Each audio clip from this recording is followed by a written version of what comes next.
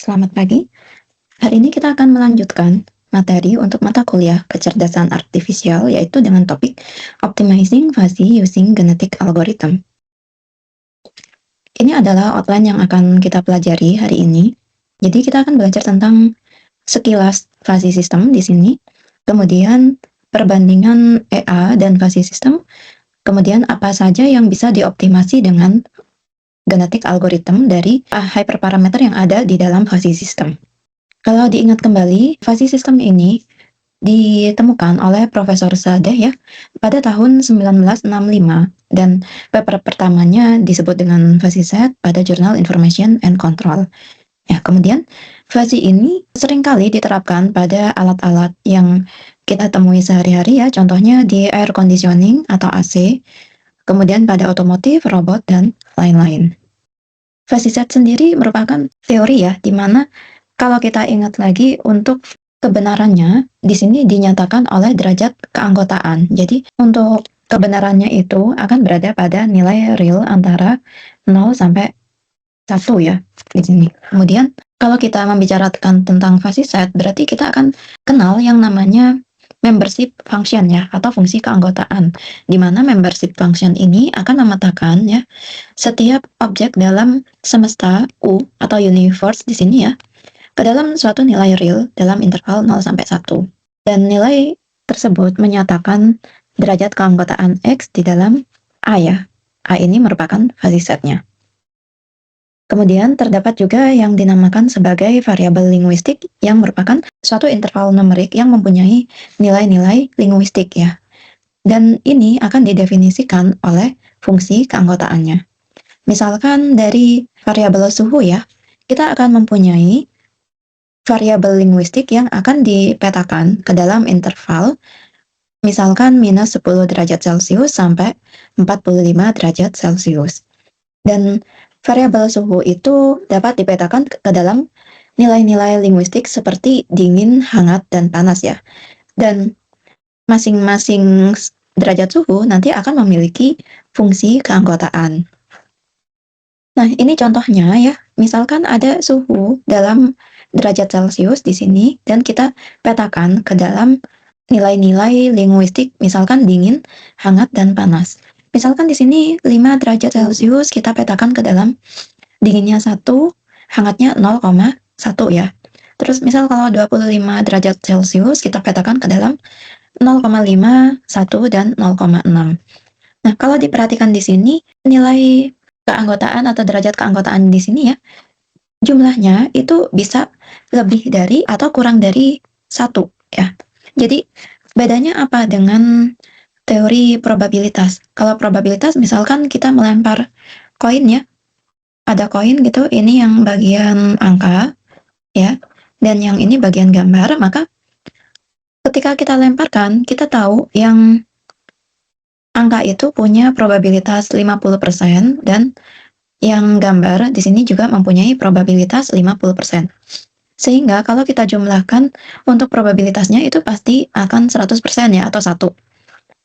Nah, beda halnya dengan fuzzy system. Di sini derajat keanggotaan ini akan menyatakan tingkat dari masing-masing suhu ini ya ke dalam nilai linguistik dingin, hangat, dan panas. Dan di sini tidak harus jumlahnya itu 1 ya. Misalkan yang 25 derajat ini kan jumlahnya 2,1 ya. Dan yang ini jumlahnya adalah 1,1. Kurang dari 1 bisa nggak? Bisa juga gitu ya. Kemudian kita kenal yang namanya fuzzy set ya di sini.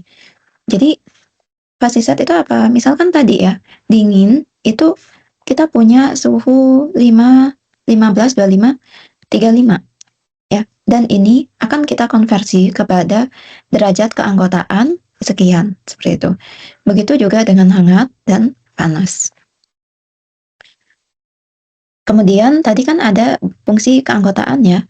Masing-masing fungsi keanggotaan itu memiliki bentuk masing-masing ya. Contohnya ini adalah fungsi keanggotaan bentuknya linear ya. Jadi linear itu ada yang linear naik gitu kan.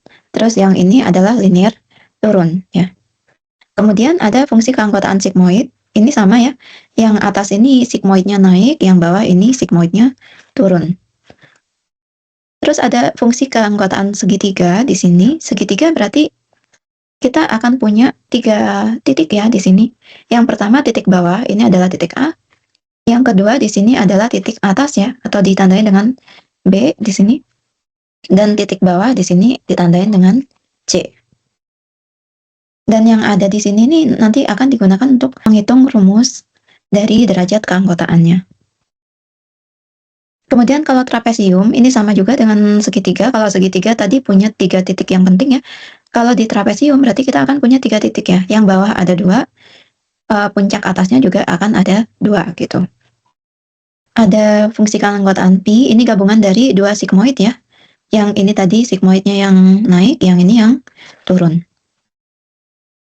Kemudian ada beta, ini mirip dengan sigmoid ya. Seperti ini adalah rumusnya. Kemudian ada Gaussian ya. Di sini kalau kita membicarakan soal logical connectivity atau implication ya. Jadi tadi kan kebenaran dari suatu fuzzy system itu tidak harus 0 atau 1 gitu ya. Kalau kita bicara tentang proporsional logic dan kita membicarakan suatu fakta, misalkan faktanya adalah saya berangkat kuliah. Nah, kalau saya memang benar berangkat kuliah, maka kebenarannya adalah 1. Tapi kalau saya tidak berangkat kuliah, berarti kebenarannya adalah 0 ya. Bedanya di sini, kalau untuk fuzzy logic, ini kita petakan ke dalam nilai 0 sampai 1 ya. Jadi bisa jadi kebenarannya itu adalah 0,5 atau 0,7 dan lain-lainnya. Ini nanti akan digunakan pada proses inferensi ya. Kita kenal kalau ada negasi di sini berarti connectivity-nya adalah nilainya 1 minus TP-nya ya. Kemudian ada disjunction, itu penghubungnya adalah OR ya. Maka kalau kita punya P dan Q, di sini kita akan mencari nilai maksimumnya ya dari kebenaran P dan Q ini. Terus yang terakhir ada conjunction. Conjunction di sini connectivity-nya menggunakan N. Sehingga kalau kita punya derajat kebenaran untuk P dan Q, maka derajat kebenaran itu akan dicari dengan nilai minimumnya. Nah, ini adalah sistem berbasis aturan fuzzy ya. Di sini ada fuzzification, di mana fuzzification itu adalah proses untuk mengubah trips input, contohnya tadi misal suhu 25 derajat ya, ke dalam fuzzy input. Di mana ini yang tadi misal kita tuliskan dengan dingin, panas, dan hangat gitu ya. Terus ada mu di sini adalah menyatakan derajat keanggotaannya. Kemudian kita sudah mendapatkan fuzzy input, terus di sini ada proses inference ya.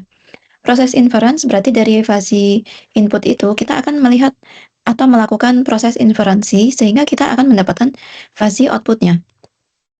Nah, di proses inference ini kita memerlukan yang namanya fuzzy rule ya, sehingga setelah fuzzy output kita akan mempunyai namanya proses defuzzification. Defuzzification ini digunakan untuk mengubah fuzzy input ke dalam crisp value-nya ya. Karena fuzzy output ini sama tadi masih berbentuk misalkan ini merupakan derajat kebenaran, berarti masih dalam kata-kata ya atau tidak gitu ya. Dengan derajat keanggotaan berapa. Nah, kita ubah yang tadi ya dan tidak dan derajat keanggotaannya itu ke dalam sebuah crisp value yang ini akan menghasilkan nilai misalkan kebenarannya itu adalah 0,65 seperti itu. Nah, proses inferensinya sendiri ada 2 macam ya, ada Mamdani dan ada Sugeno. Nanti biasanya kalau Mamdani itu digunakan untuk sistem yang lebih intuitif, sedangkan Sugeno untuk sistem kontrol ya, karena lebih cepat.